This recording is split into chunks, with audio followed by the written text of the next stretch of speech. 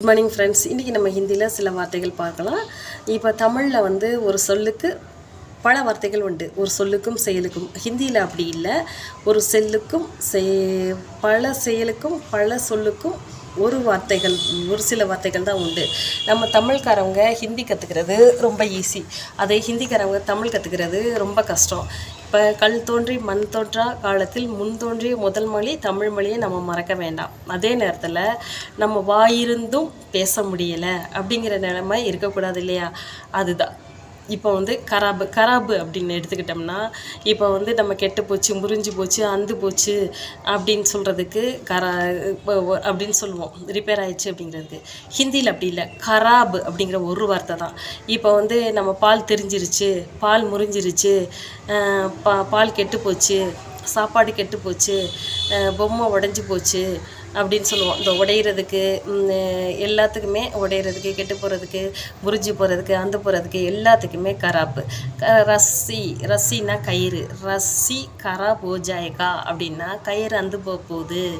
தூத் கராப் ஹோ ஜாயேகா அப்படின்னா பால் கெட்டு போக போகுது. தூத் கராப் ஹோ கயா அப்படின்னா கெட்டு போச்சுன்னு அர்த்தம். காடி கராப் ஹோ ஜாயேகா வண்டி ரிப்பேர் ஆக போகுது. கிலோனா பொம்மை, கிலோனா கராப் ஹோ ஜாயேகா பொம்மை உடைய போகுது. அப்போ இதில் பல செயலுக்கு ஒரே வார்த்தை தான். ஓகேயா? இப்போ தமிழில் அப்படி இல்லை. நம்ம ஒவ்வொன்றுக்கு தனித்தனி சொல்கிறோம். அப்போ இன்னொன்று பத்தான்னு ஒரே வார்த்தை தான் ஹிந்தியில். இலை அப்படின்னு அர்த்தம். தமிழில் வந்து இப்போ மல்லித்தலைக்கு தனியாக பத்தா அப்படிம்பாங்க. நம்ம தமிழில் மல்லி இளம்போம், கொத்தமல்லிம்போம், மல்லித்தளம்போம், அப்படி பல வார்த்தைகள் உண்டு. அது மாதிரி கீரம்போம், இலை கொலை தலை அப்படின்னு சொல்லுவோம். அதே இது இலைக்கு பேர் ஒவ்வொன்றும் சொல்லுவோம். அதே ஹிந்தியில் பத்தாங்கிறது மட்டும் சொல்லுவாங்க. வெற்றலைக்கு மட்டும் பான் அப்படின்னு சொல்லுவாங்க. கீரையுமே பத்தாம்பாங்க. சில கீரையை மட்டும் பாலக் அப்படிம்பாங்க. சில வார்த்தைகள் ஹிந்தியில் பார்ப்போம். ரசோயின்னா கிச்சன். ஜூலானா அடுப்பு. அது ஜூல்ஹா அப்படிம்பாங்க. அது ஹா அப்படிங்கிற ரைட்டாங்க சரிப்பாங்க. ஜூல்ஹா. இப்போ தாளானா பூட்டு. சாவிக்கு தெரியும், ஏற்கனவே சொல்லியிருக்கேன். சாபின்னா சாவி. தஸ்தரினாலும் தாலினாலும் தட்டு. தஸ்தரி அல்லது தாலின்னு சொல்லுவாங்க. இப்போ வந்து சில ஹோட்டலில் சொல்லுவாங்க சவுத் இந்தியன் தாலி அப்படிம்பாங்க. அப்படின்னா சவுத் இந்தியன் சாப்பாடு உள்ள தட்டு அப்படிங்கிறது தான் சவுத் இந்தியன் தாலி அப்படிம்பாங்க. பௌத்தானா செடி அப்படின்னு அர்த்தம். பௌத்தா செடி. அல்மிரா அல்மாரி அப்படின்னா அலமாரியை அல்மாரி அப்படின்னு சொல்லுவாங்க. போதல்னா பாட்டில். நம்ம தமிழில் கூட சில இடத்துல போத்தல் அப்படின்னு சொல்லுவாங்க பாட்டில். சீடினா ஏணி.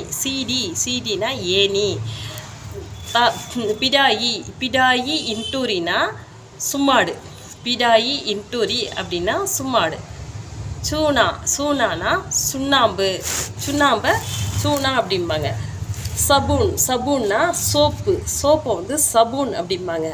லக்கடினா விறகு. லக்கடினா விறகு. ஆக்குனா நெருப்பு. தகினா தலகாணிய தகியா அப்படிம்பாங்க. சாத்தானா கொடையை வந்து சாத்தா அப்படிம்பாங்க. ஊசியை வந்து சூயி அப்படிம்பாங்க. கம்பானா தூணு. சபுதாரா அப்படின்னா திண்ணை. திண்ணை. நல்னாலும் சரி, நல்கி அப்படின்னாலும் சரி. பைப்பு சொல்லுவாங்க. குழாய் சொல்கிறோம் இல்லையா? சல்னினா சல்லடை. நான் இப்போ சவுத் சைடில் வந்து சில இடத்துல வந்து சலிக்கு அப்படிம்பாங்க. தௌலியானா டவல் இருக்குல்ல, முகம் துடைக்கிறோம்ல, டவல் வந்து தௌலியா அப்படிம்பாங்க. தக்தானா உட்கார்ற பலகா இருக்கு இல்லையா, அதை தக்தா அப்படிம்பாங்க. சடாய்னா பாய சடாய் அப்படிம்பாங்க. கோயிலானா கறி. கோயிலானா கறி, அடுப்பு கறி இருக்கு இல்லையா, கோயிலா அப்படிம்பாங்க. தீபக்னா தீபத்தை வந்து தீபக் அப்படிம்பாங்க. தெரைனா